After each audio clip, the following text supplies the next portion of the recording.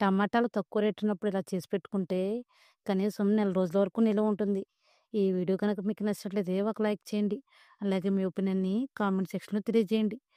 ఒక కేజీ బాగా పండిన టమాటాలు తీసుకొని శుభ్రంగా కడిగి తడి లేకుండా తుడుచుకొని కాసేపు అలా పక్కన పెట్టుకుంటే ఏదైనా చెమ్మున్నా సరే పూర్తిగా ఆరిపోతుంది. టమాటాలని కట్ చేసుకోవాలి. కట్ చేసుకున్న టమాటాలని కుక్కర్‌లో ఏసుకొని చిన్న గ్లాసు వాటర్ పోసుకోవాలి. స్టవ్‌ని మీడియం ఫ్లేమ్‌లో పెట్టుకొని కుక్కర్ మూత పెట్టి 3 విజిల్స్ వచ్చేంత వరకు ఉడికించుకోవాలి. 3 విజిల్స్ తర్వాత టమాటాలన్నీ మెత్తగా ఉడికిపోతాయి. చల్లగా అయ్యేంత వరకు పక్కన పెట్టుకోవాలి.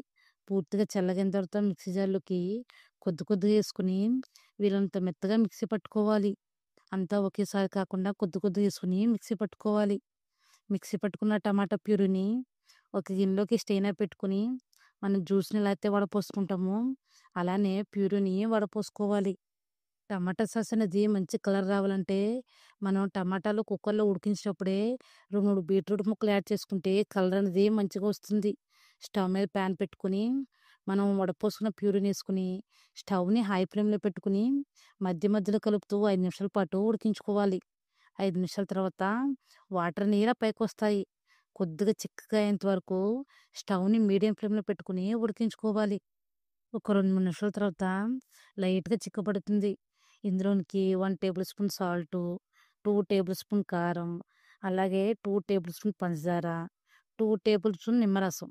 మీరు కావాలంటే నిమ్మరసం ప్లేస్‌లో వెనిగర్‌నైనా వాడుకోవచ్చు. ఇవన్నీ ఒకసారి బాగా మిక్స్ చేసుకొని పంచదార, సాల్టు ఇవన్నీ కరిగిన తర్వాత కొద్దిగా పలచబడుతుంది. మరొక 4, 5 నిమిషాల పాటు మధ్య మధ్యలో కలుపుతూ చిక్కగా అయ్యేంత వరకు ఉడికించుకోవాలి. కంటిన్యూస్‌గా కలుపుతూ స్టవ్‌ని మీడియం మీద సిమ్‌లో పెట్టుకొని ఉడికించుకోవాలి. లేకపోతే గనక అడుగంటుతుంది. టమాటా సాసు చిక్కబడే కొద్దీ పైకి చిమ్ముతుంది.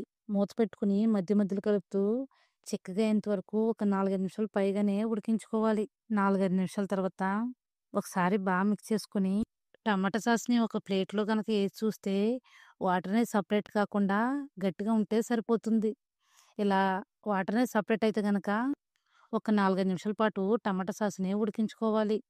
పైనుండి వాటర్ తేలకుండా గట్టిగా అయ్యేంత వరకు ఉడికించుకోవాలి. ఒక 2, 3 నిమిషాల తర్వాత ఉడికించుకున్న టమాటా సాస్‌ని ఒక ప్లేట్‌లో గనక ఏసి చూస్తే ఇలా వాటర్ అనేది సెపరేట్ కాకుండా ఏసిన చోట గట్టిగా ఉంటే గనక సాస్ అనేది ఉడికిపోయినట్టే. స్టవ్ ఆఫ్ చేసి పూర్తిగా చల్లగయ్యేంత వరకు పక్కన పెట్టుకోవాలి. టమాటాలు తక్కువ రేట్ ఉన్నప్పుడే టమాటా సాస్ ఇలా చేసి పెట్టుకుంటే కనీసం నెల రోజుల వరకు నిలువ ఉంటుంది. అంతేనండి, ఎంతో ఈజీగా ఇంట్లోనే టమాటా సాస్‌ని తయారు చేసుకోవచ్చు. మీకు ఎవరికైనా నచ్చితే గనక ఒకసారి ట్రై చేయండి. అలాగే వీడియో పైన ఒపీనియన్‌ని కామెంట్ సెక్షన్‌లో తెలియజేయండి. చాలా ఈజీగా ఎటువంటి ఫుడ్ కలర్స్ లేకుండా టమాటా సాస్‌ని